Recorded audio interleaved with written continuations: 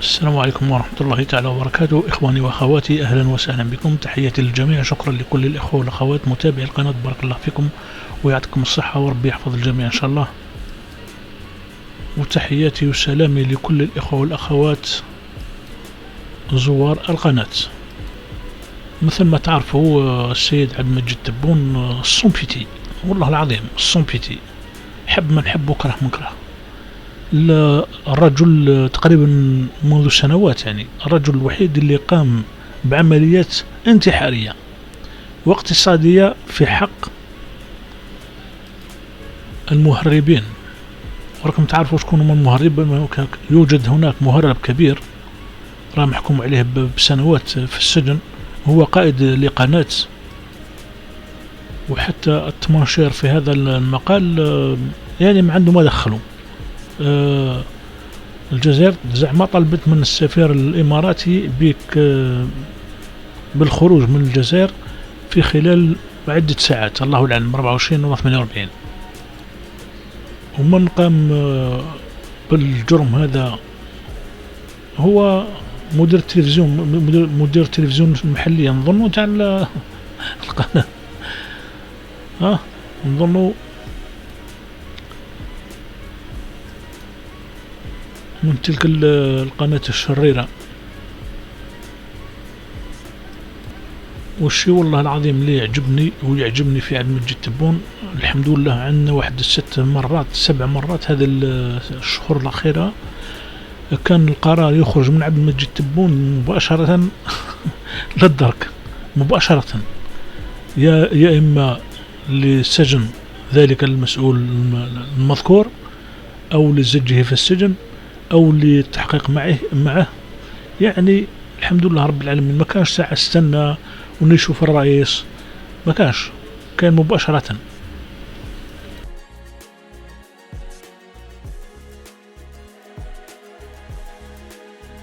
كلمات مفتاحية اترك تعليقا لن يتم نشر. عاجل الشرطة البريطانية تلقي القبض على رجل بعد حادث طعن شخصين في مستشفى بالعاصمة لندن. الرئيس الجزائري يقيل وزير الإعلام بعد ساعات من نشر قناة محلية خبرا كاذبا عن طرد السفير الإماراتي. وزير الإعلام المقال على يمين الرئيس الجزائري عبد المجيد تبون لندن القدس العربي.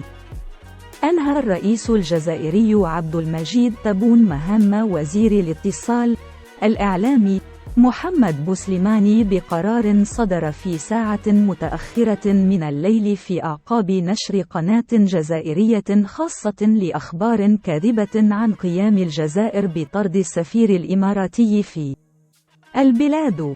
وأوردت رئاسة الجمهورية بيانا مقتضبا ورد فيه قرار الإقالة جاء فيه بعد استشارة الوزير الأول. أنهى اليوم رئيس الجمهورية السيد عبد المجيد تبون مهام وزير الاتصال محمد بوسليماني، وكلف الأمينة العامة لوزارة الاتصال بتسيير شؤون الوزارة بالنيابة. واللافت أن هذا القرار جاء بعد ساعات فقط من نشر قناة النهار الخاصة خبرا على شاشتها وموقعها، ورد فيه أن الجزائر طلبت من السفير الإماراتي مغادرة التراب الوطني وأمهلته 48 ساعة للقيام بذلك. وذكرت القناة أن قرار طرد السفير الإماراتي جاء بعد توقيف 4 جواسيس إماراتيين كانوا يتخابرون لفائدة جهاز المخابرات الإسرائيلي الموساد. كما حاول الجواسيس الموقوفون حسبها نقل أسرار ومعلومات عن الدولة الجزائرية.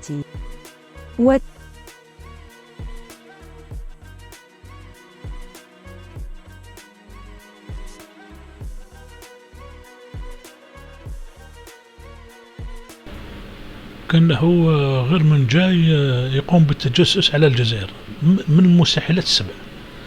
من يتجسس على الجزائر هو يكون جزائري، يعني من السلطة، واحد خدام في السلطة، هذا ممكن. وهذا والله العظيم ماش جمع الشيء اللي مستغرب انايا وحاير فيه، لا ما يفهموش اللي يسمعوا، ليس الجزائريين ولا غيرهم، لا ولكن غيرهم.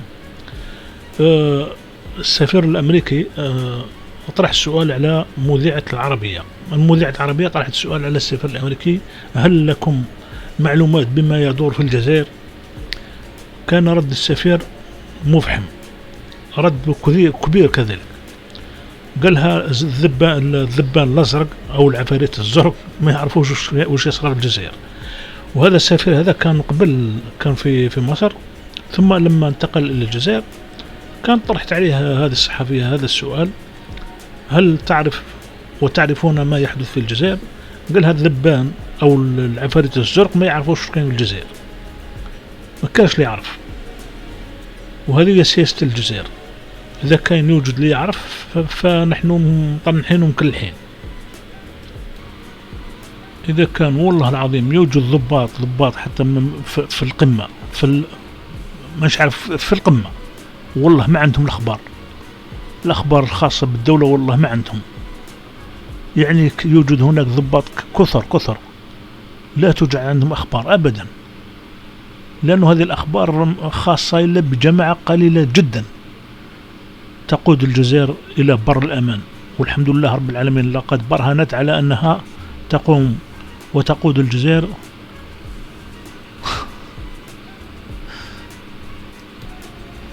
بخطوات ثابتة وعليها الكلام. وهذا هو الشيء اللي راني مستغرب فيه، كيفاش مرتزقة المخزن يتدخلوا في أمور ما على بالهم لا بالزرقاء لا بالحمراء، والله ما على بالهم يتدخلوا في أحد الأمور كأنه الأخبار تصلهم لهم هم قبل، هم الأولين وبعد تلحق للجزائر. بينما الحقيقة الأخبار لا تخرج من الجزائر، حتى لدرجة أنه خطرة العياشة كتبوا من أجل خطاب القائد صالح الله يرحمه، قال لك كيفاش الجزائر مازالت متخلفة، الخطاب تكتبوا في ورقة. يعني الضباط اللي حاضرين في الاجتماع هما من يكتب الخطاب يعني وش يقول السيد المرحوم القائد صالح ربي يرحمه. الضباط هما اللي يكتبوه بورقة، ما يكتبوش بالحاسوب مثلا بالانترنت، ولا ما يكتبوش. وحتى القائد صالح كان قالها للمجموعة، قال لهم عندهم مدخلكم في أمور كبيرة عليكم، وفعلا كانت كبيرة عليهم. لماذا الجزائر قاعدة هكذا مغطية واحد ما على بالوش كاين يصرى الدخل؟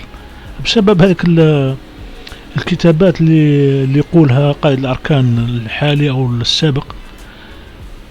والضباط المخصصين بهذه المعلومات هم من يتكفل في كتابة ذلك الكلام الذي يقوله قائد الأركان السابق والحالي، يعني ليس للنشر العام.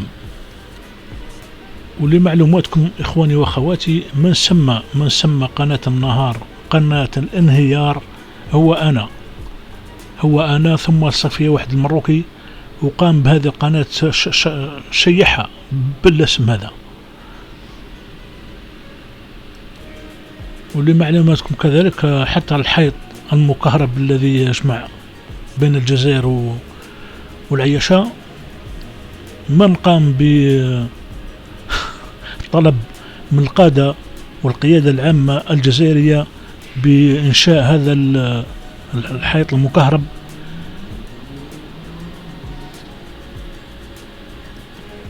ومنع تهريب المواد الغذائية الجزائرية إلى المخزن. راكم عارفين شكون.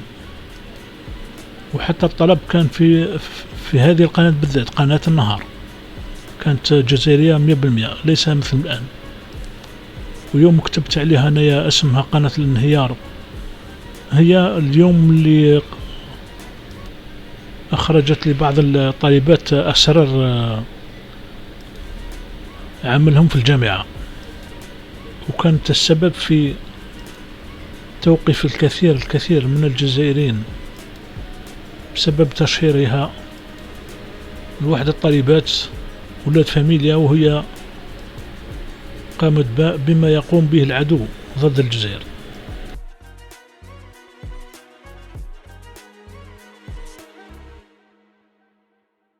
للوزير في ساعة متأخرة بهذا، وتم ربط الإقالة المفاجئة للوزير في ساعة متأخرة بهذا الخبر غير الصحيح الذي تسبب في ضجة كبرى على مواقع التواصل.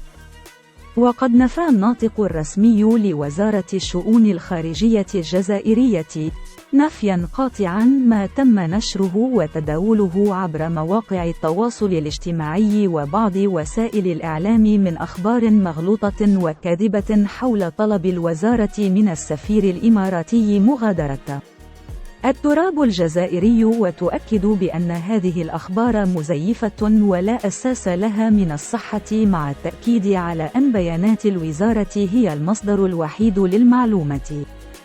وأعرب الناطق الرسمي عن متانة وصلابة العلاقات الثنائية الجزائرية الإماراتية المتميزة القائمة بين البلدين والشعبين الشقيقين، مع الحرص المشترك للارتقاء بها لا أعلى المراتب تنفيذا للإرادة المشتركة التي تحدوا قائد البلدين رئيس الجزائر السيد عبد المجيد تبون ورئيس دولة الإمارات العربية المتحدة الشيخ محمد بن زايد آل نهيان.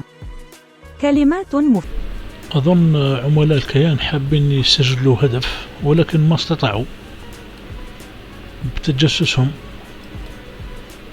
على بعضهم.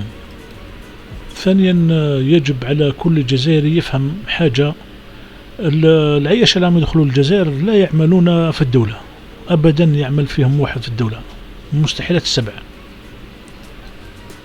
بل هم يعملوا عند الجزائريين، يعني عند المواطنين الجزائريين، يعملوا عند المواطنين الجزائريين، نقولوا لي سيفيل، يعني المدنيين.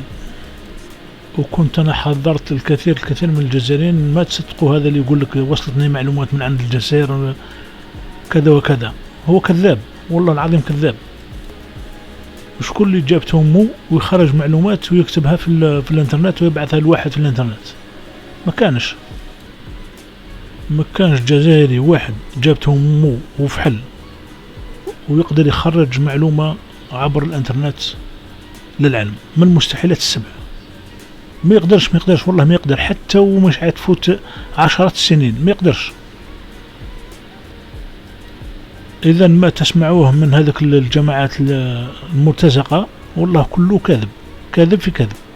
الشيء الثاني، هناك واحد 20-30 واحد ينشروا في نفس الموضوع، مثلا على الجزائر، هو اللي سبب واحد، لأنه المعلومة وصلتهم من عند واحد مخابراتي مخزني، يعطي لهم المعلومة وهم يقوموا ببثها كأنه راهي صحيحة، من كثرة الكذب حتى يصدقها مولها اللي قالها وهي راهي كذب. من كثرة الناس تسمع فيها قوش وضروات وشمال وجنوب، عم بينهم الحقها راهي صح وش راه يقول، ولكن هي معلومة خارجة من عند واحد يقود في المجموعة الخرفان الصوتية. ونأكد لكم ما عندهم حتى معلومة، والله حتى بمن فيهم تظنهم انهم جزائريين، والله ما عنده حتى معلومة، لدرجة انه كان حتى اللي اشتغل بالحشكم بالسليبات حشم ونسمع، مع انه كان سليبات، كان الدول ترمي سليبات في الطريق لكي لعله كشمون يعفسها ويتزوج بها. واخمج انسان يكون مهتم بالامور الداخلية للناس. وهذا الشيء الغريب انه هذا الشيء لم يأتيهم فجأة، هذا اكيد تعلموا من عند امه ولا من عند قريبة ليه كانت تعمل اعمال الشينة. والسلام عليكم ورحمة الله تعالى وبركاته. اخواني واخواتي، تحياتي للجميع، شكرا لكل الاخوة والاخوات متابعي القناة، بارك الله فيكم ويعطيكم الصحة وربي يحفظ الجميع. اللي جهل الفيديو طويل يقسموا على 2 ولا 3 مرات، المهم نتمنى تسمع جميع الكلام لكي تفهم الموضوع. بارك الله فيكم ويعطيكم الصحة.